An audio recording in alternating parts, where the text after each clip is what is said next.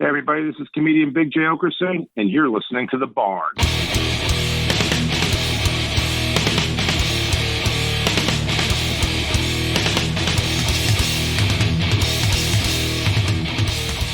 Hello and welcome from the Barn Studio Live. Chuck, we got a special guest online. We got Big Jay Oakerson coming to town this weekend. Big Jay, how are you, my man? I'm doing good. Getting ready to come to St. Louis. Hope we have a good, only my second time in the city, so this is exciting for me. Is that right? That's wild. That's kind of, I would have expected different as long as you've been around and all the touring that you do. Oh, wait, you know what? It's the second time I've been at this club. That's not true. Years ago, when I first started, a comedian named D. Lee had a club down there. And but then he never paid anybody and it shut down. Yeah, you got to do that, right? That's bad memories. Yeah, these are new memories I'm making. Yeah, you got to pay the town. We can't wait to catch you. You're going to be at Helium Thursday through Saturday, and I think the Barn's going to be at that late show. We can't wait to catch your set. You know, obviously, been in the stand-up comedy world and in the comedy world for a long time, and we appreciate you coming to town. We can't wait to see you. Oh, absolutely. Yeah, I'm excited too. I got to see something, Mom. What's the big St. Louis food I got to try? No one's ever told me. Okay. So toasted raviolis. Have you ever heard of those? Yeah. That's St. Louis's thing. Yeah. That and deli. That's it. That's all. That's our claim to St. fame. Louis style pizza. Toasted ravioli. I don't know why it's not what I would have thought it would have been. I thought it would have been closer to barbecue. Yeah, we do have a little bit of a barbecue scene, but you know, we're kind of almost in the middle of like Kansas City and Memphis, so I think we get overlooked at times. Pasta scene on the hill. Yeah. Do you have a low Italian content, so that's your middle finger to them, toasting their raviolis? We murder a lot. That's what we do in St. Louis. That's our claim to fame. Yeah. I think it's the highest. Oh, yeah, that's where I'm familiar with you guys. That's it, murder. Yes. But you're in a pretty safe part of town, and Helium Club's a great club. I know they have several throughout the nation, but yeah, we're going to be at the late show. I mean, you're a busy man. I mean, is there any podcast that you're not on? You got Legion of Skanks, the Sex, Drugs, and Rock and Roll, and then obviously you're the Bonfire on Sirius XM. You stay behind the mic quite a bit. I really do. It's amazing by the weekend that I'm able to keep talking, but we pull it off somehow. Yeah, no, I love it. I really do love broadcast. To me, it's just an extension of stand-up comedy, sort of. You know, you guys get it. It's kind of in the moment. You get to say things to get immediate reactions from people, which is dangerous also sometimes. Right. I'm working for, the podcast world is kind of our own to do with what we want. So Sirius XM, we have to play by some rules. And, yeah, let's just say I'm the one who's had to be talked to a lot. How in the world do you I've heard your comedy, man. How in the world do you juggle that? That's got to be tough. In stand-up comedy? Well, I mean, juggle rules with what you do normally. Oh, yeah, it's a dicey game, but I do pull it off. So it's also a good skill to have to, where you can't go as quite as far. And then it also makes for kind of each one of my projects in its own way are very defined then too. I know what I can do on Sirius XM and sort of what I can't. I have to play in those kind of parameters, which is kind of neat because then when I do Legion of Skanks podcast, we go for it on that one. So which subjects are for that show or not. You spend so much of your time behind the mic and doing, obviously comedy, but broadcasting as well. How do you keep things interesting? Do you find yourself telling old stories that you've told before? How do you have that kind of memory to broadcast as much as you do? Well, it's not. It is. I do. I don't try not to retell too many stories on like my show so much. I find when I do other shows, I end up telling stories that I've told on my shows a lot. But that's kind of the nature of what we do, But that's no. The beauty is something ridiculous happens every day. And then with stand up, I kind of rely on. I talk to the crowd a lot and sort of like derive my jokes from that. It reminds me of things or things I say in the moment. So it's not so. If I sit down, anytime I've tried to sit and write jokes in my career, it's when I look at it, it's like, hey, airplane food's crazy. What's with those subways? It ends up being so hacky. Have you ever ended up saying like one of the stories that's in your stand up at the time needed it on the air, you said it on the air, and you're like, shit, now I can't say it on the stand-up anymore? No, almost different. Like sometimes things, because we are talking so freely, that sometimes something I say on a podcast or the radio show will spark me to. So it's almost like they hear the birth of it, and then it kind of grows on stage. Oh, that's interesting. So do you follow that sort of traditional stand-up model of, write material, work it out in the smaller clubs, then maybe the bigger clubs, and then, some kind of special, whether it's, broadcast somewhere or even on YouTube, and then you're done with that material? Or how does that work for you? What's your process like?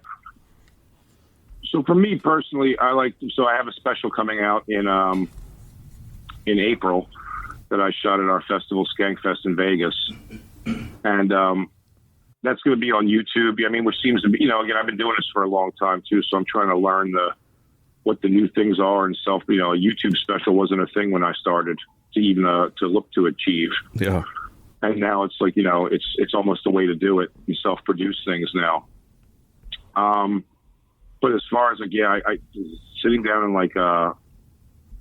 writing stuff and the turnover, I try never to do two shows exactly the same. Like as I build material, I kind of have to build it on the road now. The smaller clubs here in the city, I'll try to get up once in a while, but again, as we said, with my broadcasting schedule, I'm not getting on stage in the small clubs too much in New York anymore, but I'm on the road doing at least 5 hours of comedy every weekend.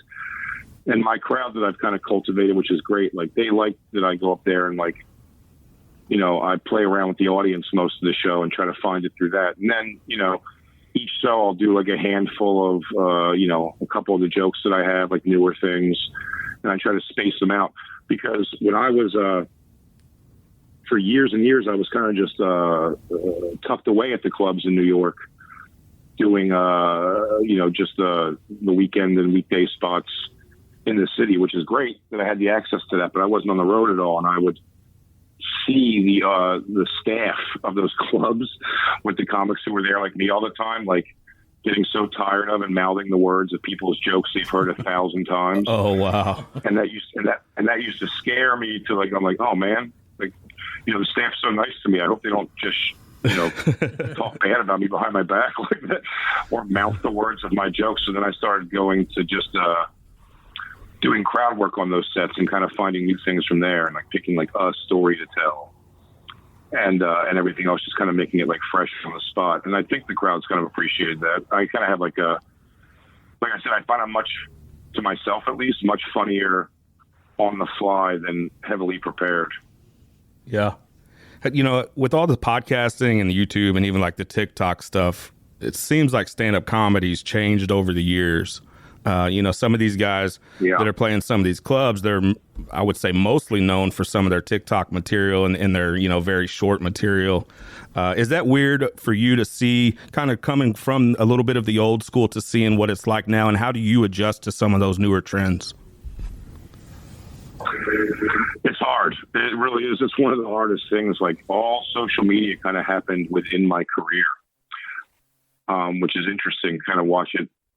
How it's grown. TikTok. I don't even have TikTok on my phone. I've had to hire a social media company to do that stuff because I'm not good at it. But yeah, look, it's ahead of the game. I don't know if it always, the problem with it is I don't think the TikTok humor necessarily always translates to stand-up comedy. But I know it's a kind of a quick money grab. When you're getting that kind of popularity and following, it's probably hard to say no to at least trying it and making money, Yeah, but it was I just know for myself, it was such a process to get to headlining it all and everything. It's sort of that was sort of the change when I started comedy. The change was, I guess it used to be if you had an hour of jokes, you can hit the road. Somebody would book you to go on the road. Then it became, when I got into comedy, it was more well, can you put butts in seats at these places? And if you can't, they're not going to headline you. And now it could be your third time on stage, but if you're going to put butts in seats, it's got nothing, it almost has nothing to do with being prepared for the job itself other than getting people to buy drinks, which, it is the bar business. So I do get it. Yeah. We got to bring it up. We know you're a Philly guy. Has your city recovered yet from the Super Bowl loss? I don't know. I haven't been there. It was the first Super Bowl I ever got to go to, so that was very exciting. Oh, wow. You went to it? I got to go. Burt Kreischer invited me kind of last minute to go. And it was such an opportunity. But, man, I will say, if I paid for those tickets, I would not have recovered yet. Man, what do you think about, do you have optimism for the future? I mean, I know obviously you guys lost, but you guys look pretty damn good, and the team is pretty stacked. They're in that perfect window of they're paying their quarterback nothing right now. Yeah. So they can build up everything else. So when you got to pay the quarterback, that's when it gets all fucked up. Yeah. But Jalen Hurts looked phenomenal. Yeah. Fantastic. No, I think he's the guy for sure. Hopefully we keep him for a long time. We'll see. The Eagles have a real penchant for blowing it right when it's getting good. I had seen Dave Portnoy from Barstool Sports. He was kind of going around saying, I've never seen Eagles fans this optimistic about the Super Bowl. And he's like, that gives me a little bit of scare on my betting. And I kind of agree. What was your sense going into it? I'll tell you how I felt. I was nervous because I thought I was so confident that it was going to be, I thought, not an easy win, but I thought we were definitely going to win. And because of that, I almost had more confidence in the 2017 Super Bowl because, I think the underdog story is always the one that plays out better. Yeah. And what I said when we were going to that game, I was like, all I see is a poster of Patrick Mahomes limping on one foot, just putting one right in Kelsey's chest to win the game. And it's not exactly what happened, but it sort of is what happened. Yeah, you pretty much called that. I saw that interview. We saw that interview with you on the Fitzdog Radio, Greg Fitzsimmons podcast, and you were kind of you pretty much called how it went. Did Burt get you better seats than Sanchez did? That's a great story, man. Oh, yeah. Yeah, you really did. More than the quarterback for the team. There's not much about Sanchez that ended just tragedy. If you're ever out there listening, know that I still am angry. For those that haven't heard it, you got to check out Fitzdog Radio when you guys were on it. When you guys were chatting on there, you're talking about how Mark Sanchez, who played for the Eagles, I didn't even realize he played for the Eagles. Hell, I forgot too. Couldn't have been that long, right? He came in. He was back up. He came in for a half a season when the quarterback got hurt. Oh, okay. Well, it shows how much the team cared about him. I think it was Sam. I forget his name now. He was a quarterback for a little bit for the Eagles too. So he used to be on the Rams. He went to the Rams. Yeah, Sam. What's his name? Bradford. Yeah, Bradford. Sam Bradford. Yeah. Sam Bradford went down, and he came in. Mark Sanchez, and I happen to know the guy that was his tight end on the Jets. Yeah. And he said he would get Mark Sanchez to get me tickets, and he got me standing at the top of the stadium. I think the funniest... Standing. No seat. Nowhere to sit. It's ridiculous. Yeah. I think the funniest part of that story was you had better tickets already, and you gave them away to somebody else. And then later the long snapper got you better tickets than the quarterback. So shit. Yeah. Jesus, everybody, the quarterback of the team got me the worst tickets I've ever gotten for free in my life. There's nothing about Sanchez that's not a comedy, man. I swear to God, that guy. Yeah, what a career. Butt fumble, man. I'll never forget butt fumble. Jesus Christ, man. This is the barn we're joined. Oh, yeah, him and Matt Leinart were the two people I've never heard anybody say how good of a quarterback they were. It was always about how handsome they were. Yeah, both strikingly handsome guys. Undeniably. This is the barn. We're joined here by Big Jay Oakerson. We're going to be checking him out at the Helium Comedy Club in St. Louis, Missouri, Thursday through Saturday. You got to come. You got to see the stand-up comedy. That's a great club. We can't wait to have you in town, Big Jay. Oh, I'm excited to come, man. I'm on a plane tomorrow morning. I'll be there. Jay, can I ask one question? I got to ask this, man. Okay, when you're waiting, it was just based on that the Fitzsimmons interview. When you were, just gritting your teeth, waiting for your name to come up on Stern. We're big Stern guys too. And then he said, "No, don't say his name." Oh my God, I could not imagine the deflation I would feel in my my body. I was so deflated. Oh. And then I spoke to, I think, Will, one of his producers, called me to to kind of hear the story, to see if they were going to have me on with, I think, Craig Gass to tell the story, and then they ended up not going with it. Since I said Doug Stanhope and Dave Attell have said my name on the show, but oh, sweet. No, still haven't gotten on yet. This is the last ditch effort. Yeah.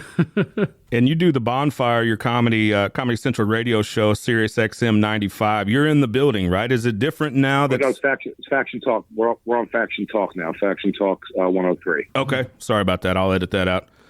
No worries. Faction Talk, Monday through Thursday. Do you guys record that in the morning, and that allows the ability for you to travel? Because I know you play a lot of weekends. No, so what we do is we record it. We go live Monday at 5 to 7. Tuesday we come in early and we do a pre-record episode for Thursday, and then the rest of the shows are live. We do Tuesday live at 5 and Wednesday live at 5. Very Eastern. cool. Sweet. It seems like that is perfect for what your probably pretty standard schedule is with playing weekends. It lines up perfect, which is nice. But so everybody gets to hear me all week, and then I come to a town near you. Big J, we'll get you some toasted ravioli sent your way, okay? Hell yeah. I'll see you guys this weekend. All right, man. Take care. Bye.